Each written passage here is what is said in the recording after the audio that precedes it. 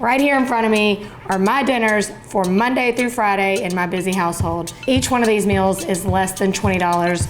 I'm gonna show you just how easy it is to prep, and this is going to save your life.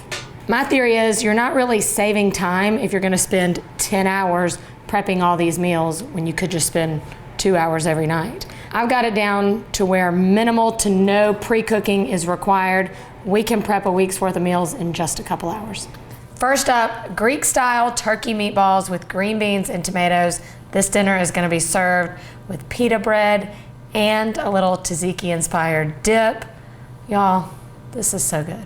This is the only meal that requires a tad bit of pre-cooking, but it's easy and it's worth it. Keeping with the $20 or under, this is the only stuff you need to buy at the store. From our pantry, we'll use some breadcrumbs, some dried spices, and egg. Surely you keep those things on hand, right? We'll start by chopping some onion. I'm also adding some freshly chopped parsley. Y'all, this is an herb you just need to keep on hand. It's about $1 a bunch, and you can add it to your meals throughout the week just to brighten them up and add some freshness. And I'm only using about like 25 cents worth of that bunch, so I've got more to use throughout the week. Into the bowl goes my ½ cup of finely chopped onions and about 3 tablespoons of chopped parsley. Next, I'll add 2 eggs, 2 cloves of garlic, and ½ teaspoon of dried oregano. I'm also gonna add in some lemon zest. I'm gonna save the lemon juice for our sauce later. Lemons are another great, inexpensive way to brighten up a dish. And then I'll stir in some feta and add our 2 pounds of ground turkey and season this with salt and pepper. Mix this together, and then we'll stir in ½ cup of seasoned breadcrumbs. Super easy. Now we're just gonna form them into meatballs. I like to wet my hands a little bit. It keeps the meat from sticking to your hands. And roll away. This is just a good tip to do with regular meatballs that you're gonna put in your spaghetti sauce. Prepping them this way, and then you always have meatballs on hand in your freezer. It's just smart. I chose ground turkey for this meal because it's just a little less expensive than ground beef. You can get these 2 pounds. Sometimes they come in 3-pound packages for about 10 bucks. This 2 pounds is gonna yield you about 20 meatballs. So this would easily serve my family of 5. All of these meals will serve about 4 to 6 people, so it's just a good deal. If you have less people than that in your family, then consider yourself lucky with leftovers. Bang, ba-bang, bang, bang. You could freeze them in their raw state, but the whole point of meal prep is to save you time down the road. So we are going to par cook these for about 8 to 10 minutes at 425 degrees. They're gonna be golden brown on the outside, mostly cooked through. But when we go to have dinner later in the week, it's gonna be super easy to cook. While our meatballs cook, we're gonna prep our other main ingredient for our dinner, and that's green beans. Did you know you can freeze fresh green beans just like this? You don't even have to blanch them first. A lot of times with vegetables, in order to freeze them, you have to blanch them, which means you have to boil them in water first and then shock them in cold water, then dry them off, then freeze them. You don't have to do that. So I've washed my green beans. I'm just trimming off the ends. Now is the time, if you haven't already, to subscribe to Allrecipes and leave me a comment on what you like to see or what you're hoping to learn how to cook. We'll get them as dry as we can before we freeze them. They have enough water within the green beans to retain in the freezer, so we don't need to add more. Now just pop them in our bag. And then we'll whip up a little sauce to serve this with. I just picked up a 1 cup serving plain Greek yogurt. To that, I'm going to add in some of that lemon zest and lemon juice that we have left, and a little bit of dried dill. I love fresh dill, but in an effort to save a little money here, I'm just gonna use this. Probably doesn't get enough use in our spice cabinet anyway. And this is one of the dried herbs that I really think tastes close enough to the real thing. Oh yeah, it's gonna be perfect. These look so good. They're mostly cooked through at this point. Once your meatballs have cooled completely, we're just gonna pop them into our Ziploc bag with our green beans and put them in the freezer. It's just that easy. This meal kit is ready to go. When it comes time for dinner with these meatballs, dump it all out onto your sheet tray, add in a pint of tomatoes, toss it with a little olive oil, salt, and pepper. And then we're just gonna roast this at 425 degrees for about 20 minutes. Dinner's served. This to me is probably the most perfect meal ever. Okay, I've got the pita bread, which I have just grilled a little bit, got our sauce we made, and then on the plate goes all your veggies and meatballs. Perfect bites all around. Look at that good meatball. This is a meal that makes mama happy.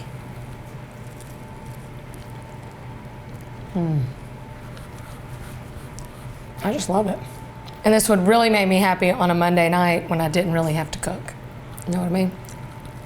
Our next freezer meal is lasagna. Now, most lasagnas require you to make the meat sauce ahead, layer it, even bake it before you freeze it. Not today, folks. The shortcut here is frozen ravioli, and I have chosen a beef filled ravioli so that I can still get that meatiness that we would normally have in a meaty lasagna. You could use spinach ravioli or just cheese ravioli, whatever you want. We're just gonna layer it up in our baking dish and pop this in the freezer. Be sure that your baking dish is freezer safe. Most heavy glassware is, but you could also use an aluminum pan. That will make your cooking and your cleanup super easy. I'll start by making a ricotta and spinach filling. We're adding a little nutrition here for not a lot of money.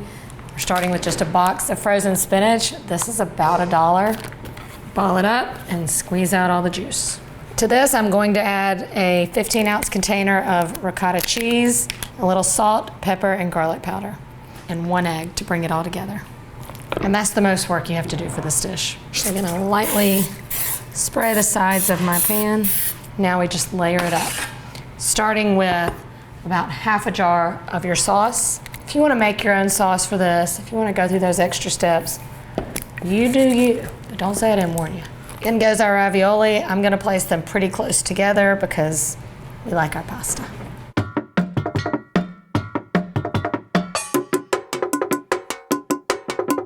And then finally, top it with some mozzarella. I'm going to cover this in foil, but first I like to put a layer of parchment over the top so our foil doesn't stick to the cheese when we go to bake it. You could also just spray your foil with non-stick cooking spray. Set that on top and cover it with foil. That was easy. Here's one I have already frozen. Now you can cook this from its frozen state. It's obviously going to take quite a while, but look, you just pop it in when the kids get home from school, and a couple hours you've got dinner. Or you can thaw it out a day or two before, and then it's not gonna take as long to cook. This one is mostly still frozen. I'm going to cook it covered for at least an hour at 350, and then we'll uncover it until it's good and bubbly and done. Lasagna. I'm still in awe of this lasagna because we did no pre-cooking. If this tastes as good as it looks, we're in for a treat. The spinach makes you think it's healthy. What is a meal prep episode if you don't have something to throw in your slow cooker, okay? I'm making Italian beef, the easiest Italian beef you've ever had. I'm starting with a chuck roast. This is about $20. Well, wait, Nicole, you said the whole meal was gonna be $20 or less. I didn't lie to you because this is going to make 2 dinners, 2 for the price of 1. $20, make you holla. And like I said before, no pre-cooking required. I'm gonna take this chuck roast and cut it into about 5 pieces and pop it into our Ziploc bag. To the meat, I'm gonna add a 16-ounce jar of pepperoncini peppers. For our cooking liquid, I'm gonna add about a 1/4 cup of our juice from our pepperoncinis, a packet of dried Italian salad, Italian dressing mix, and a couple tablespoons of olive oil. All right, we're gonna get everything happy and together in here. And we need to get out as much air from the bag as possible. So here's a little trick I learned. Get it closed most of the way, pop a straw in. Now look, I'm not trying to suck up any raw meat juice, okay, just the air.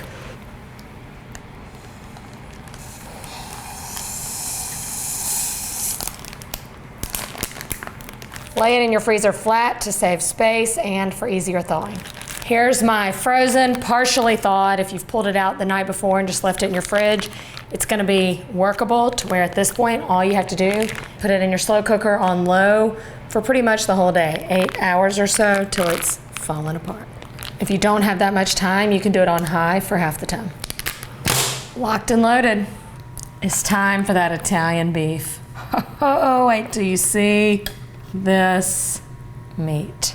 As promised, we're gonna get 2 dinners out of this. First, Italian beef sandwiches, of course. It's always a good idea to add some of those peppers. That is a hearty dinner. Before I give you meal number 2, let's just taste how tender this is. It's like butter. Melts in your mouth. When you've got your leftover Italian beef, I want you to add about 1/4 cup of that cooking liquid to it, and you're gonna save this for the day you want a comforting, hearty bowl of pasta.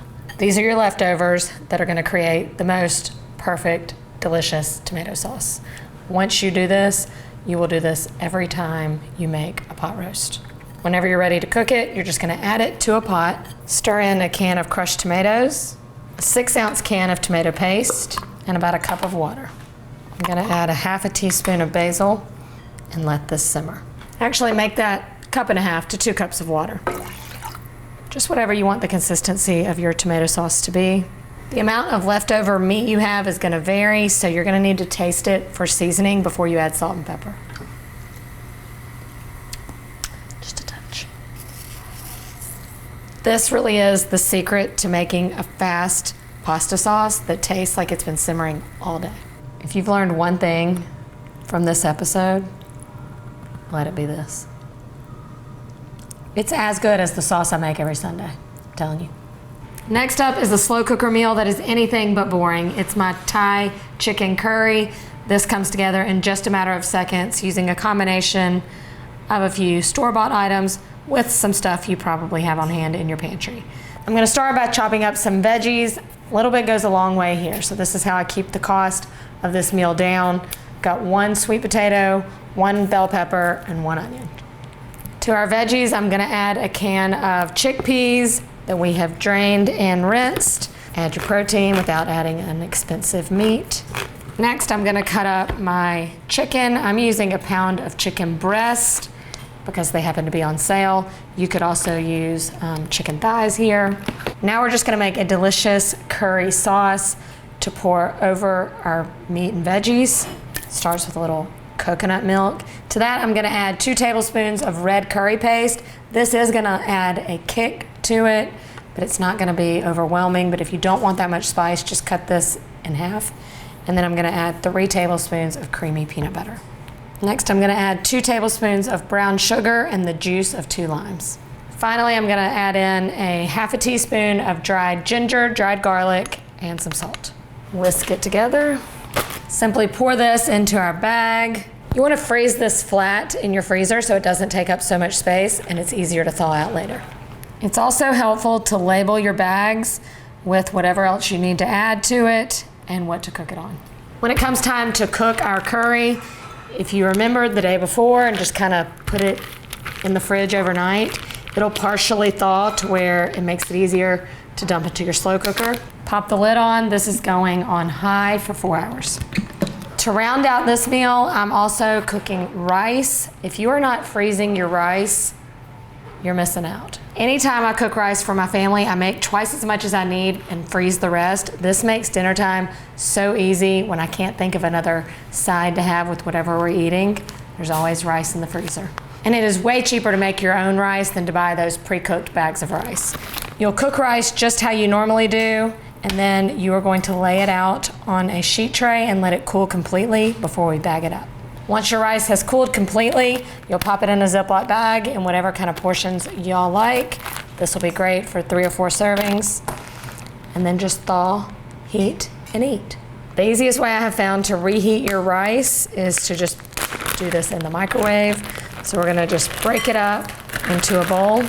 If it feels kind of dry to you, you can add in a couple tablespoons of water. Cover it in plastic.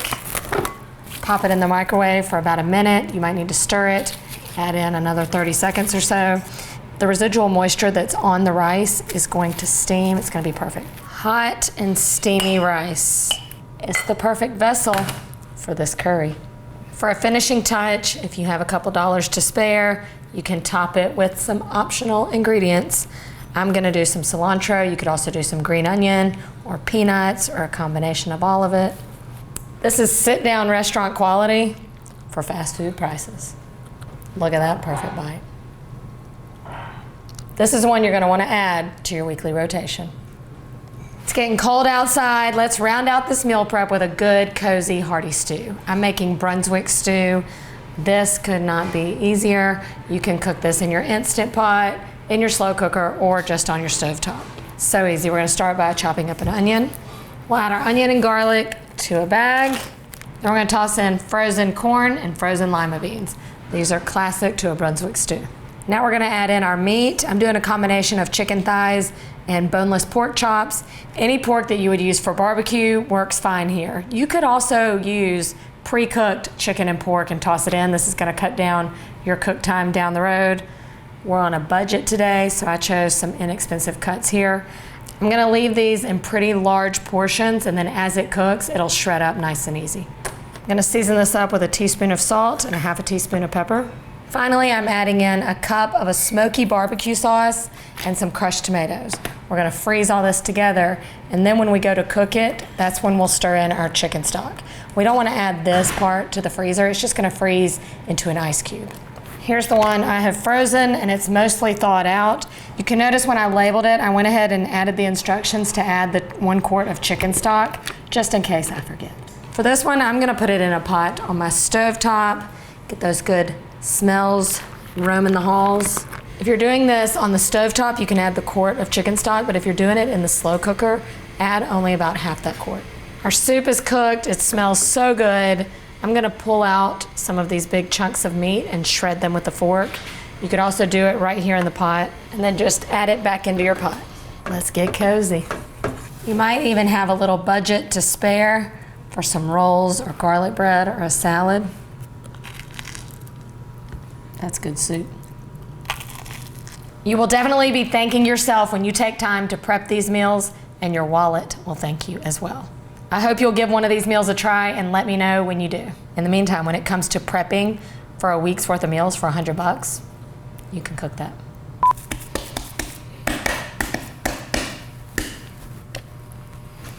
Pat the baby.